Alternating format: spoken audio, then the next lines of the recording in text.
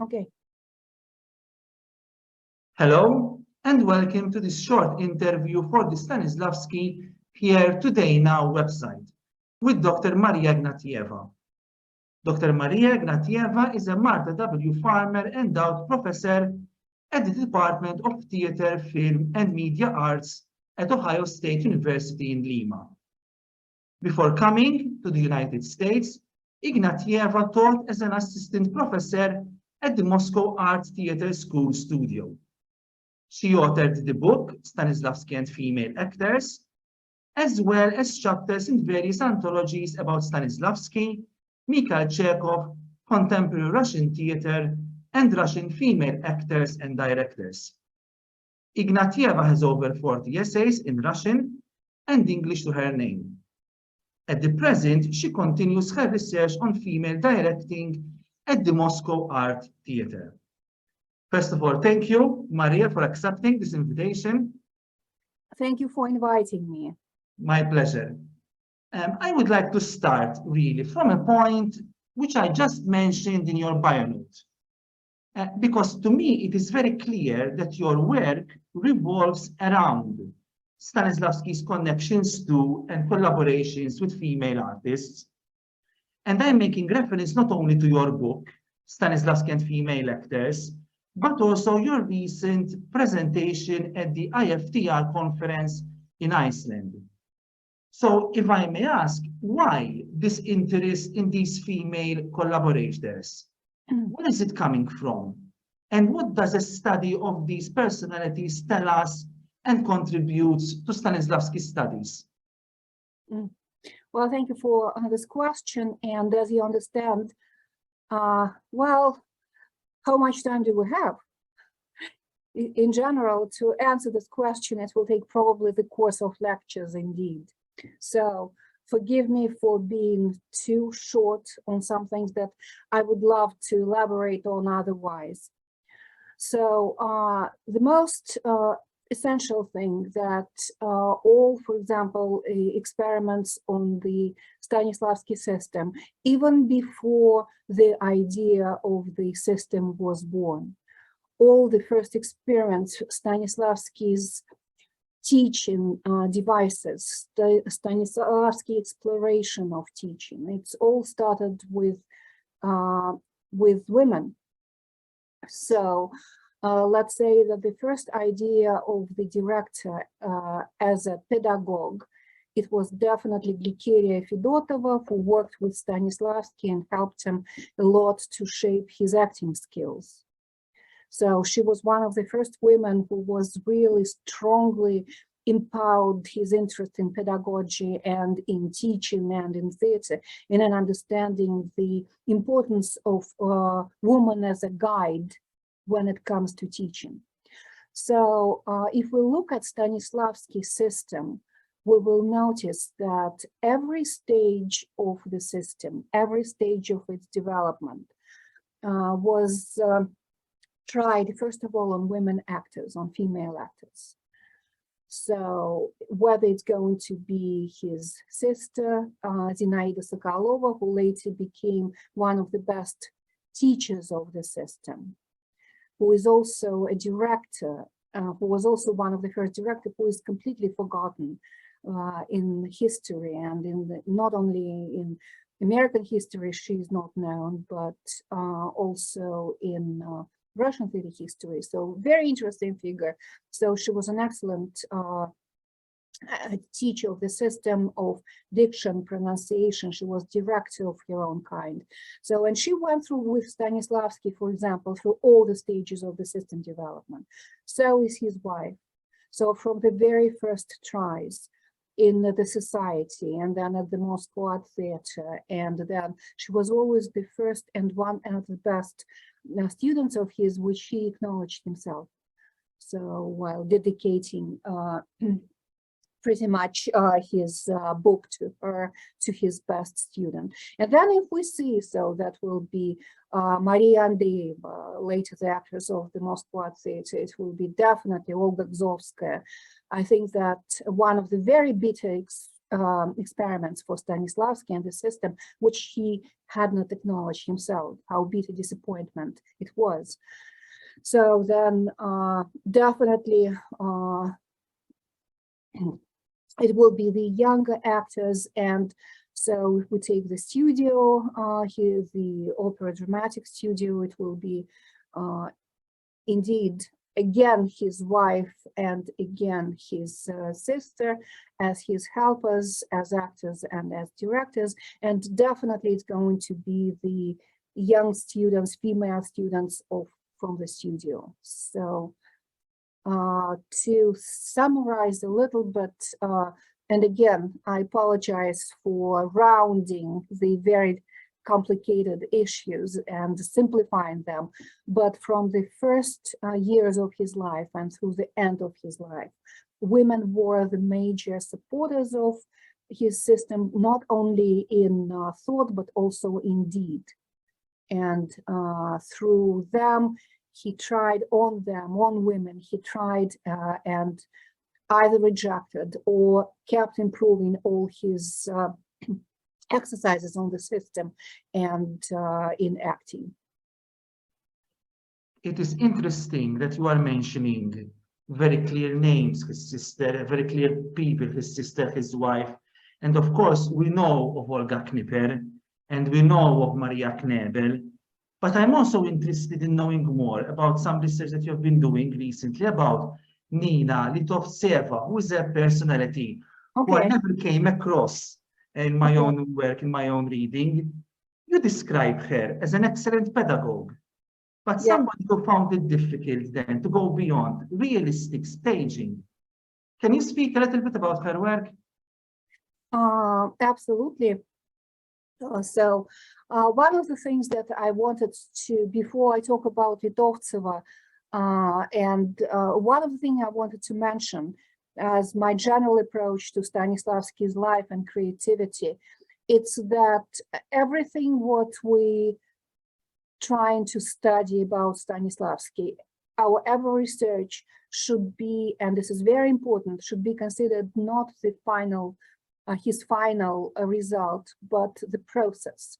So the system, it's the process. It's not the system of the certain, but oh, he finally came up to the active analysis. Oh, he finally came up to the physical action. No, because if we look in practical aspects of his rehearsals, we see that even at the last stages of his life, he uses everything that he collected from the first rehearsals that he denied in word, but yet used actively in his rehearsals. So, so the system is the process, and also his life is the process, and his findings are also should be, I think, considered in process and in connection with the previous and the following ones. So, but what I wanted to tell you about Litovtseva, she is one of the, I think, most tragic figures of the Moscow Art Theater. She was Nemirovich Danchenko's student, one of his favorite students at the Philharmonic school, and she was the best from his point of view. She was one of the best Russian Nora, Ibsen's Nora. She, it was the her graduation, their group graduation project in '96 when Litovtseva played Nora, and it was so successful that it was played also on stage of the Mali Theater. And Ignatieva Fedotova, Stanislavsky's teacher, she also was the actress of the Mali Theater. At the end of this edition, she at the end of this show, The Doll's House, she invited Litovtseva to her troupe, and so she traveled with the actors of the Mali Theater for some time. So, but ironically, she came to the Moscow Art Theater not as an actor, but she came to the Moscow Art Theater as great Vasily Kachalov's wife. So, and That was indeed a very disappointing moment for her, because although Nemirovich Danchenko, her teacher, he loved her talent, at the same time he warned her that she is not going to be the first actor of the venture, because the venture is very different. They didn't have first actors anymore in the way Komissarzhevskaya was, or Trepetova was, or even Savina when she was traveling. So when she came to the art theater, she definitely was trying for a couple of years to find her own ways about the role. So the theater gave her roles. For example, one of the roles was the role of Tatiana in the Philistine, Gorky's Philistines. And the theater wanted her to become one of the leading actors, but she somehow couldn't. So that's a secret when the female actor who is working and creating independent, non-directorial theater comes to directorial theater. And then what happened to her? And she cannot become a great actress. So, and for this sake, she left the Moscow Art Theater for one season, and she went to Nizlobin, to Riga, with her son, to try again to sort of jump back into pre-directorial theater and to prove to the world that she was a great actress indeed. And then the tragedy hit her, and so she had ear infection, and from that she had 7 operations, and she became an invalid for the rest of her life. So she tried even to commit suicide because she couldn't act anymore, because she was an invalid, because she was handicapped. Nevertheless, she was back to the Moscow Art Theater. She was limping all her life, but indeed, gradually with physical therapy and her colossal willingness to continue, she continued as the practically as the first director of the Moscow Art Theater. What we need to remember here, that when she came as an actress, in order for her to play in the second cast, she needed to watch all the shows of the Moscow Art Theater from the beginning to the end.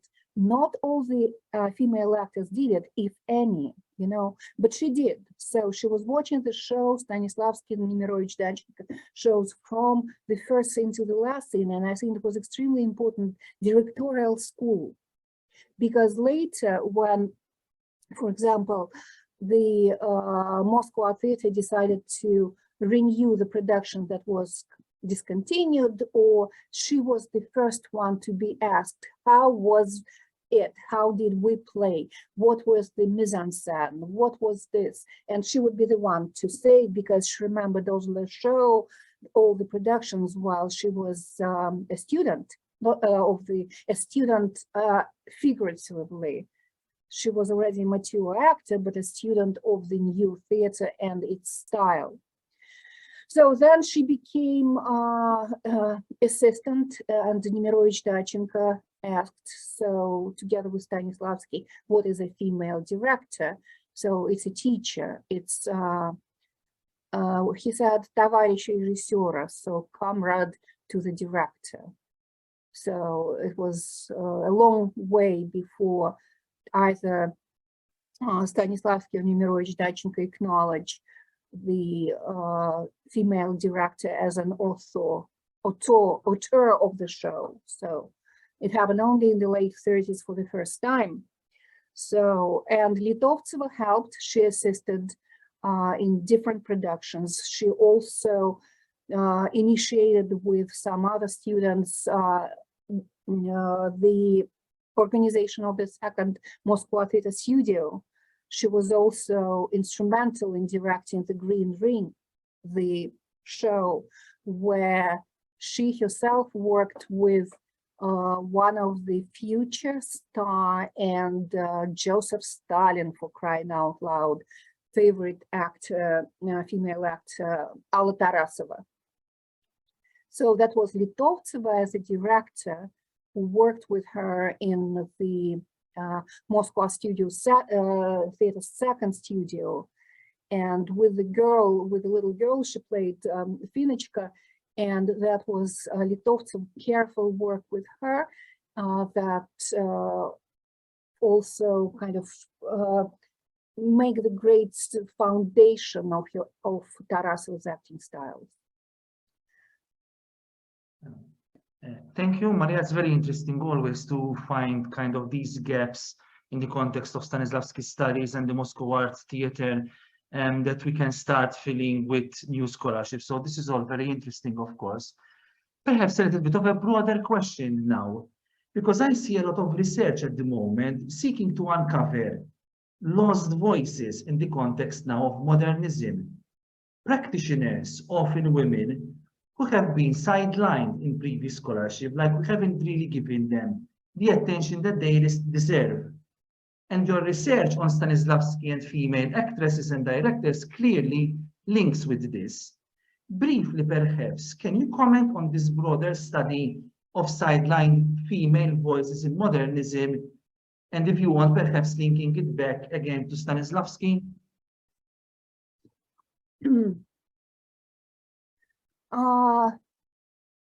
Definitely. And again, I'm sorry if I violate your time pattern. So this is a very interesting thing that what you are asking me, and I'll probably, since we do not have enough time, I'm not going to talk about art scholars and how they are, but I'm going to try to tell about the female directing in Russia, for example, at the Moscow Art Theater. So if you look at the Stanislavsky's creativity, you notice that it takes him about 25 years to study the directorial skills himself. So from early ages through practices.